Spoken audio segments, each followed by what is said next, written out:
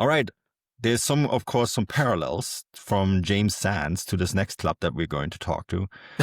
There's two of his former teammates, New York City FC teammates, who play for Borussia Mönchengladbach. Only one of them played today, as Gio Reyna made his debut for Gladbach.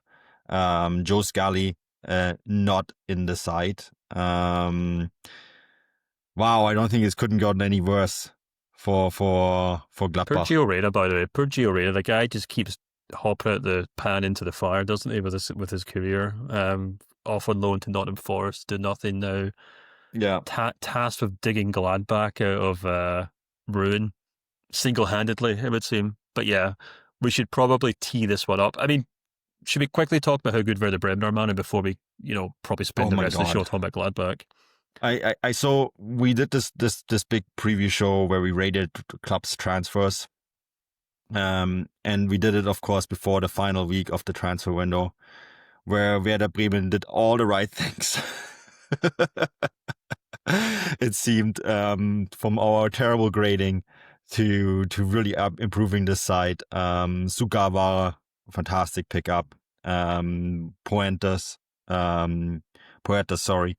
Looked really good today as well. Of course, Boniface comes in on loan. I also really liked young defender Karim Koulibaly, 18 years old, German centre back, Mio Backhaus, goalkeeper, 21-year-old goalkeeper, looked really good as well. Horst Steffen was brought in to work with young players. I pointed this out in that big show that we did as well. I thought the right coach. I'm a big Horst Steffen fan. I covered Elversberg a little bit at the tail end of last season when they almost got promoted to the Bundesliga. The amount of players that he's graduated, Aslani, for example, had a fantastic game for Hoffenheim on the weekend, right? He worked under Horst Steffen. There's a certain Woltemade who scored for Newcastle this weekend, 75 million euro signing. You may have heard of him. He worked with Horst Steffen at Elversberg. This guy knows a little bit about football and about working with talents. And, my worry was that Bremen didn't give him the squad. I feel a bit better about Bremen now. I feel better because, they made the right additions at the end of the season. And I think there is now young players coming in, and his style of football is so much fun to watch, Stefan. I mean, Gladbach were crap, but Bremen looked incredible good. Yeah, absolutely. I think I'm not mistaken. They had 3 or 4 players in the youth academy in their last game against Leverkusen. I'm just quickly checking on this really cool website. I think they did in this one too. Backhaus, Koulibaly, Kovac. They got 8 players apparently in the team, in the squad from the youth academy. 4 of them have already played. Kovac, Koulibaly, Backhaus, the goalkeeper, as you said, and Keki Top, the centre forward. Yeah. So yeah, I mean, I'm not sure if he's actually played yet this season, but no, I completely agree with you. I think Bremen were impressed against Leverkusen for the most part. Leverkusen just kind of got a wee bit lucky. Friedel, I think, not Friedel, sorry, who got sent off in the last game. Stark, got sent off, and then kind of gave Leverkusen a penalty, which kind of killed that game, and then did really well to come back into it. But no, they've got a pretty decent blend, man, I would say, of kind of older players, in terms of the older players. And I mean, I guess not a good time to mention Stark because he got sent off in the last match, but he's obviously very good in that regard as an older player. Stay as well in the middle of the park as well. The Danish midfielder is a great player as well. But you're right, a real good injection of young players. Sugawara, the player they picked up in the summer, has been really, really impressive at right back. I like him a lot. And yeah, it's just a really nice kind of blend of youth and experience, and they're doing really, really well. In that regard as well, I was just so impressed with them against Leverkusen in terms of the way the crowd got behind them. But first win of the season against a decent Gladbach side. Sorry, not a good Gladbach side. They got a point against a decent Leverkusen side last weekend. And yeah, I kind of hope that they would, because they've obviously feel like they've got the club feel like they have a point to prove in sacking Ole Werner. Because it was such a kind of ordeal about whether they should keep him, whether they should let him go. That Voldemade free transfer still hangs over that club so much. and they're desperate to move on from it with kind of developing their own players. And they've also brought a head coach in who's more than happy to do that. And frankly, there's very few things better in football than watching a team full of young players do very well, very well. But yeah, it's yeah, and as Tor points out, Bremen still have a lot of injuries. He's absolutely right. They're still missing a huge number of players, which is why they kind of did that kind of. They've had a very. They got a lot of grief on in the summer for the kind of number of loan transfers that they made. And I was in an interview with Klaus Filbry, the CEO of the club, which did a piece on the Gegenpressing newsletter for. He was asked about that. I actually asked him about that. I said, it's a bit of an elephant in the room here. We have to talk about that kind of weird summer transfer window. And he said, look, we had to address some issues in the squad, but also we had 3 or 4 crazy injuries. Like they said, one of the injuries was due to the fact that one of the guys got an x-ray and he found like a bit of bone just detached in his hip that they had to replace. One of the guys kicked a goalpost in training by accident, broke his toe. I can't remember which one it is, but he said basically he just had a series of really weird injuries. They don't want to sign players to replace players who are injured because they could be coming back, but you know, and that's why they obviously got in loan signings, and then they obviously picked up Victor Boniface last minute, which was quite a surprise. But he came on, got an assist, Manu. So you know, everything seems to be going quite well for Werder Bremen, and it'll be interesting to see what they can do. But I'm not sure if I'm too worried about them. I mean, we're still super early in the season, and a lot can change. But looking around that league table, Manu, and some of the clubs that we've talked about on the show tonight, but elsewhere as well, there are a lot of teams who look like they're going to really struggle this season. And you know, if it's 4 or 5 of them, and Werder Bremen can stay above them, then I think that's a perfectly good. I think that's a perfectly good season for them. Like, and actually, you know, Klaus Filbry said to me that they've accepted that they might not pick up the same number of points as they did last season under Ole Werner, but the idea is that they build this squad of young players so they can hopefully do even better in the years to come, which I appreciate is exactly something a chairman or a CEO would say. But I think, to be fair, they're putting their money where their mouth is in that regard by playing a lot of young players. Yeah, and I mean, if the strategy works, then that's fair play. I mean, Bremen was always a club that did develop big name players, or picked up players that then made the next step.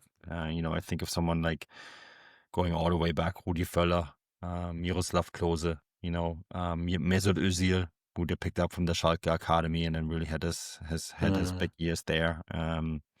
Diego, you know, these players came young and were sold for lots of money afterwards. And I guess they kind of want to rediscover that path. You know, to make that transition, like Mbangulo, of course, you know, is a good example maybe of that. But yeah, to make that transition to Gladbach and what's going to happen there. We made a lot of Erik ten Hag jokes on the show already.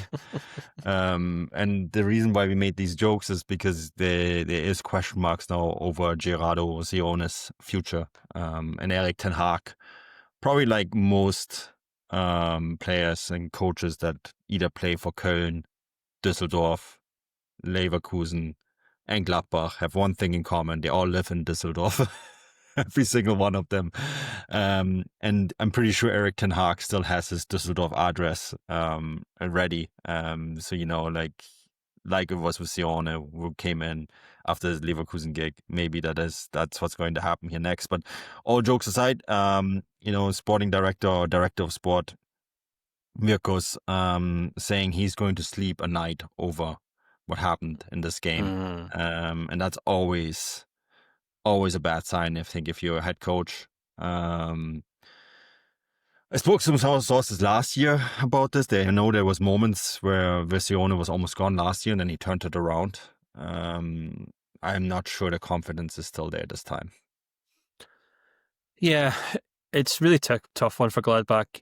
And I think they're in a kind of tricky situation where it's hard to tell whether it's the coach that's the problem or, frankly, it's the club that's the problem, Manu, because, you know, we're not talking about a club here that's firing all cylinders, that's put together an outstanding squad of players and the head coach just can't get the best out of them. You look at that team that played against Werder Bremen, and with all due respect, I don't think that's a good Bundesliga side. You know, there's still some decent players in there. Riet's a good player. Hacks had his day. Machino obviously did all right at Heidenheim last season. But it's a team, it's a club that has for a while now hope to kind of get by on picking up players from below them in the Bundesliga table. They obviously picked up Shuto Makino from Holstein Kiel, Jens Kastrup they picked up from Nuremberg last season. Before that, Klein Dienst and Kevin Stoger obviously picked up from Heidenheim and Bochum respectively. There's nothing really kind of inspiring about the players that they pick up, the transfer dealings they have. There's a whole thing about, the sporting director and Virkus, who you mentioned, who was the one who made those comments about Seoane. He obviously stepped in to replace Max Eberl as well when he moved to RB Leipzig, if my memory serves me right. But there was a whole thing about that as to who was actually going to lead the club forward, because they've just been it feels like Gladbach have just been kind of rudderless for years now. And they're just kind of waiting for someone to kind of put them down, to be perfectly honest with you. And this is kind of where I really kind of struggle to kind of decide whether this is a club that are held back by Gerardo Seoane or if it's Gerardo Seoane held back by this club, because I actually did some digging before we came on here and I've got some stats which I think are pretty crazy. I'll list some of the players that the club have sold, Manu, since Seoane came in. Jonas Hoffmann, Lars Stindl, Rami Benzebaini, Marcus Thuram, Manu Kone, Ko Itakura, Julian Weigl, and Alison Player. Now, 2 or 3 of those guys maybe not up to scratch, but for the most part, a lot of them are really good Bundesliga players. Even like Rami Benzebaini, who, a bit of a laughing stock maybe at times for Dortmund, although I think he's actually done really well, I think, under Kovac. Outstanding player for Gladbach. Most of those players were outstanding players for Gladbach. And time again, Gladbach sell these players and they just do not bring in replacements by any means. They're not bringing through young players. They're not scouting exciting young talents. They're just kind of hoping to get by on picking up players off clubs who've just got relegated or sit in the second division. And I checked Transfermarkt before we came on as well. They're 11th in terms of good site. They're 11th among all Bundesliga teams for money spent on transfers since Seoane came in. But also, to be fair, since Seoane came in, his record, the club is 1.22 points per game. And in the Bundesliga, his average points per game is the 17th among all Bundesliga managers who've played in the league, who've played at least 20 league games in league since he joined Gladbach. So he's definitely not picking up the right results, Manu. He's definitely not doing a good enough job. My question is, who comes in, picks up the squad and does better? Because I just think the squad is a squad destined to battle relegation regardless of who's sitting in the touchline. Yeah, sitting in the dugout, sorry. I think that the departures of Ko Itakura and Manu Kone are 2 that are really hard to compensate. I would say that, I look at this lineup against Werder Bremen, and I looked at also some of the stats, like the XG in this game was 1.51 to 2.13. It wasn't like the 4-0 result was as predicated as people think. But like, okay, so Machino, he was a really good player for Kiel last year, right? Yeah. Reina, okay, well, we don't know. The talent is 100% there, we know it. Unfortunately, you also buy his family and everything that comes with it. That's just how it is. But there's a good player there. They have Philipp Sander. Okay, probably not much better than a decent player, but Rocco Reitz, he's a guy that a lot of Bundesliga teams would like to have. Ulrich is considered a very talented left back. A talent though. Before you have to keep that in mind. Girodia, he came in from Werder Bremen. He was one of those players that Bremen didn't think Ole Werner furthered enough, right? Okay, maybe not ready for the Bundesliga yet. Elvedi, without a doubt, a good centre back, right? And then of course Scali would be the normal right back. He wasn't Kevin Dix. Yeah, and maybe not in this inspiring, and then the goalkeeper, Nicolas, the goalkeeping position at Gladbach has been a disaster ever since Jan Sommer left. So, I go through that and I see potential, but I also don't know. It's a lot of question marks, isn't it? It's like a lot of maybes and ifs and buts, and that's never a good sign. But that is how the squad is put together. And then and it just feels similar to what happened at Leverkusen. There's also a coach who maybe is more interested in the technical sides of things and the tactical sides of things rather than squad building. Yeah, I mean, we had a question from Michael in the chat saying, weren't Gladbach doing really well under Marco Rose and Max Eberl were Yeah. involved in running the team? What has changed since then? I think the biggest change, I mean, Rosa tenure ended in disaster because obviously he was courted by Dortmund and he basically tried to leave and the fans ended up hating him since then. They kind of finished at 8th. But So bad. I think Gladbach are definitely a kind of classic example of what happens to a club when they fall out of contention for European football, because all of a sudden their player squad, the budget for the playing squad halves, you know. You really can't overstate the money that comes from playing even in the Europa League, never mind the Champions League, which Gladbach used to be in. And every single summer, it seems to be this fire sale. They have to sell one of their big players to kind of keep the lights on. And I think the issue is that when Max Eber was there, they were picking up young players every summer. Things were doing well on the pitch. They were obviously making a lot of money in Europe. Since he's moved on, and this is what point I'm making, they're not really picking up young players anymore. Tim Kleindienst is not a young player. Kevin Stoger is not a young player. You know, these guys are players who are although I think Kleindienst obviously did a really good job at Gladbach, Yeah. I think him and Kevin Stoger were perfect examples of Gladbach being like, let's sign these guys so we don't get relegated next season. You know, that they're not signing these guys with the hope of selling them. I know technically, I think they actually tried. I think Kleindienst is really missing at the Yeah, moment. of course, and they actually did try and sign him the season before. To be fair, so I'm not saying, but I think I just think the transfer strategy has moved away from buying young players, developing a good squads, making money in Europe, and repeating that to the guy who scouted and signed those players moved on to Leipzig. They lost a really good head coach, Marco Rosa. I know his stock's down right now, but he was doing really well at Gladbach at the time.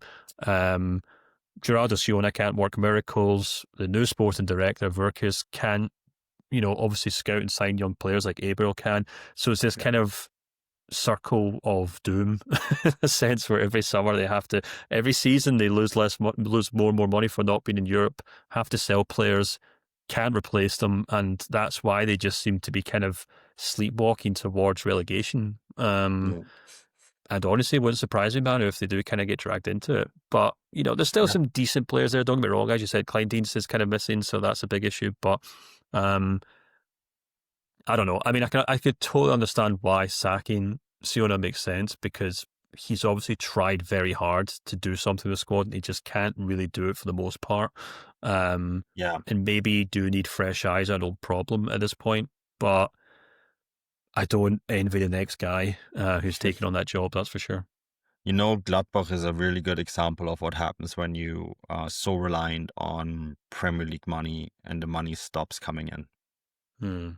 Yeah. Because Max Eberl had this cool system of finding these players and then sell them on for the Premier League, and he's really good at he was really good at the art of the deal of, selling players early and then selling these players in May and June and then bringing in new players right away. Something that somehow got forgotten at Bayern, but that's a different story entirely. And he then showed that at Leipzig as well, and it's just he has kind of forgotten it, but Gladbach have kind of forgotten it too, and it's a really big kind of danger when you are so reliant on that strategy and the strategy isn't working anymore, or the football or the world of football has just moved on. And so you have to reinvent yourself, and that's where they're kind of stuck in right now, I think, a little bit. And I guess we'll have to wait and see how it plays out. But yeah, I think if you're a Gladbach fan, you have rightfully to be worried. Yeah, absolutely. Well, I mean, we'll see what happens. Maybe they can bounce back. Maybe they can bring in someone who can maybe start bringing some of the younger kids through at Gladbach. But it's worrying signs for now. But look, we're only 3 matches in, Manu, so we'll see what happens.